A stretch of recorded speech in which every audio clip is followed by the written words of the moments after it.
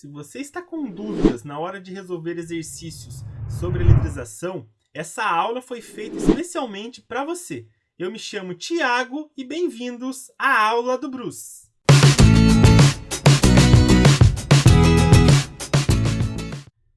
Nesta aula estaremos fazendo uma revisão dos processos de eletrização através da resolução de algumas questões. Eu vou deixar aqui em cima no vídeo para vocês os cards das aulas específicas aí de eletrização por atrito, contato e indução. Mas vamos lembrar um pouquinho de cada uma antes da resolução das questões. No atrito, eu esfrego dois materiais diferentes. Um deles ganha elétron, ficando negativamente eletrizado, o outro perde elétrons, ficando positivamente eletrizado. Na eletrização por contato, pelo menos um dos corpos tem que estar eletrizado. Eu encosto um no outro, tem uma redistribuição dos elétrons de tal maneira que eles vão ficar com o mesmo sinal, ou todo mundo positivo ou todo mundo negativo. E se forem corpos idênticos, além de ficar com o mesmo sinal, também vão ficar com o mesmo valor de carga elétrica. E na indução, o que acontece? Eu aproximo um objeto eletrizado de um corpo condutor e consigo fazer a separação das cargas elétricas através da indução. Vamos lá, exercício 1. Quando atritamos uma régua de plástico com um pedaço de lã, aí tem aqui algumas afirmações. Fazemos com que a régua de plástico fique carregada com cargas elétricas e o pedaço de lã continue neutro eletricamente, pois o papel da lã é de atritar a régua. Pessoal, se eu atrito dois materiais, um deles tem que ficar positivo e o outro negativo. Eu não posso falar que a lã ficou neutra. Então o erro está aqui, ó. Olha 2. Fazemos com que a régua de plástico fique carregada com cargas elétricas e o pedaço de lã fique carregado com cargas elétricas contrárias às da régua, pois há transferência de cargas de um material para o outro. Perfeito. Como um ganha elétron fica negativo, o outro perde elétrons fica positivo. Um tem excesso de elétrons, um tem excesso de prótons. Então a 2 aqui é verdadeiro. A 1 é falsa e a 2 é verdadeiro. 3. Fazemos com que a régua de plástico fique carregada eletricamente com o mesmo tipo de carga da lã, pois a transferência de cargas se dá de um objeto carregado para o outro. Pessoal, aqui é o atrito, não é o contato. Então o que acontece? Um fica positivo, outro negativo. Não é o mesmo tipo de carga. Então falso também. A 4. A régua de plástico e a lã ficam eletricamente neutros, pois o processo de eletrização por atrito é o processo de indução. Não, né, pessoal? Tô falando que os dois ficam neutros e que a indução é o atrito. Tá totalmente errado essa frase aqui, então é falso. A única correta aqui é a 2. Então a resposta é a letra B.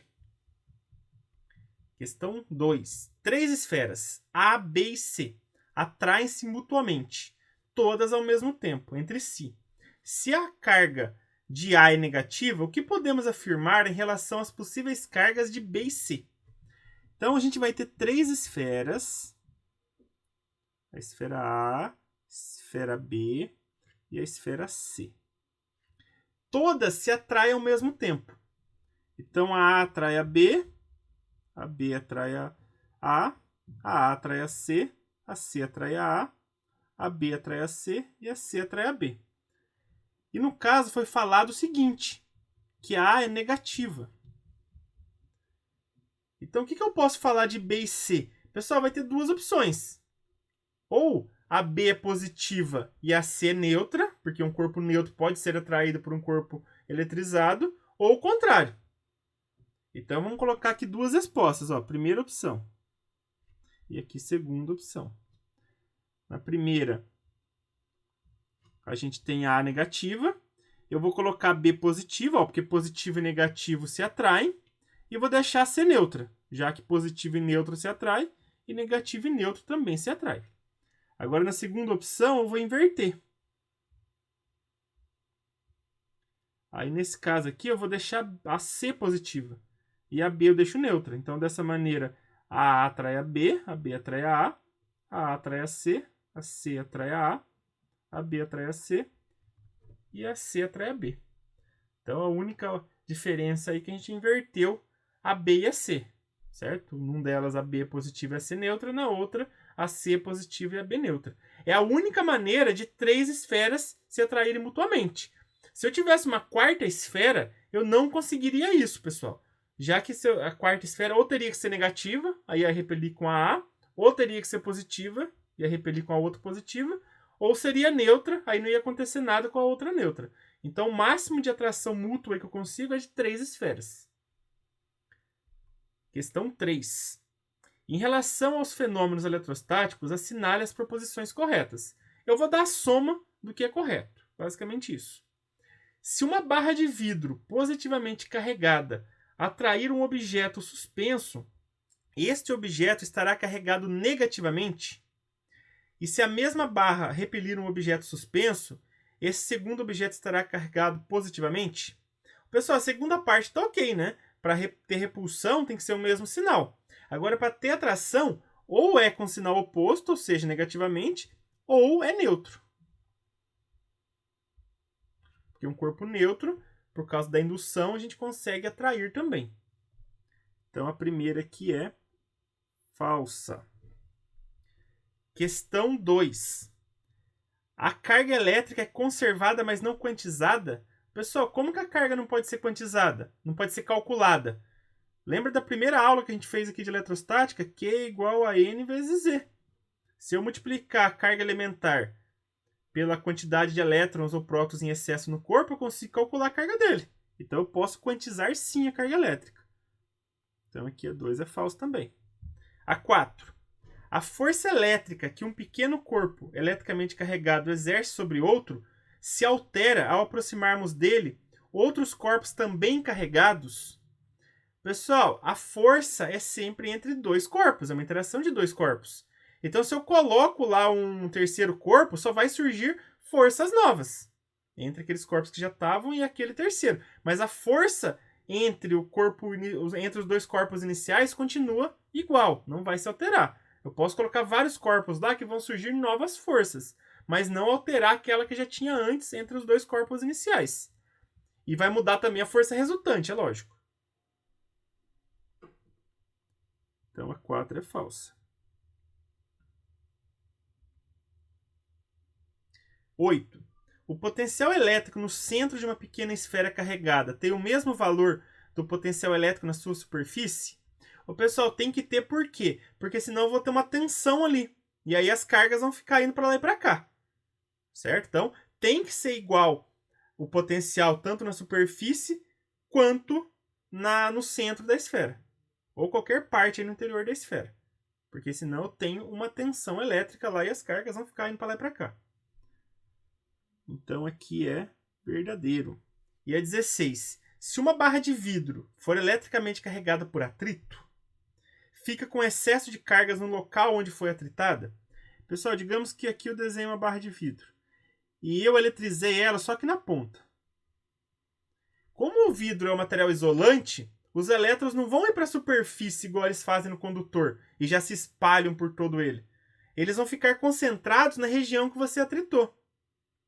Mesma coisa se eu tivesse deixado o vidro aqui positivo.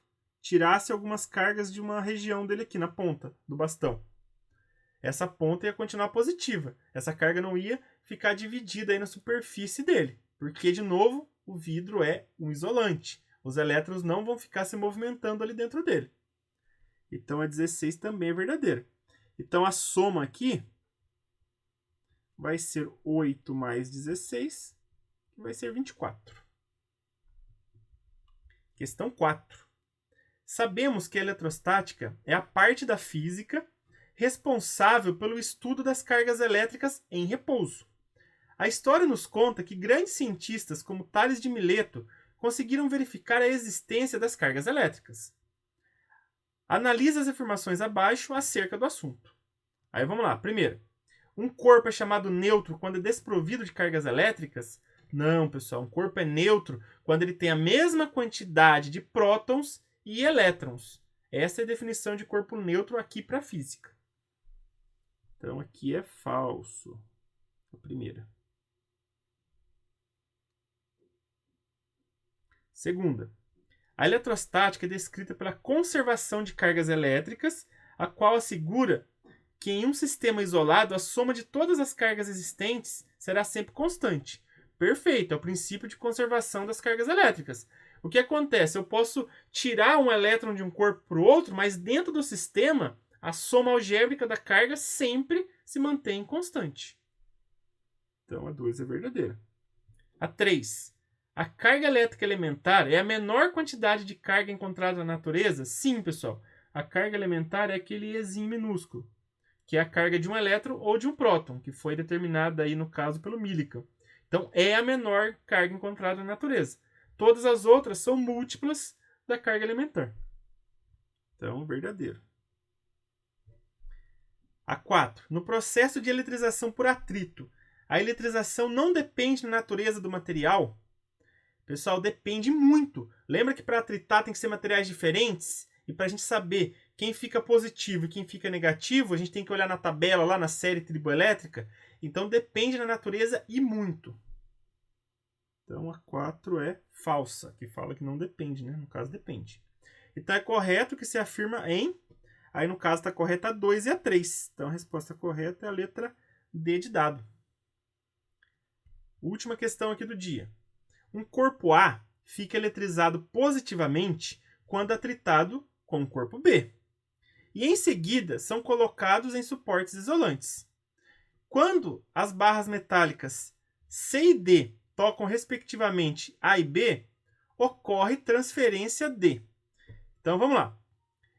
O que vai acontecer? Eu tenho então um corpo A e B, eles foram atritados, certo? Então aqui tem o corpo A, aqui tem o corpo B.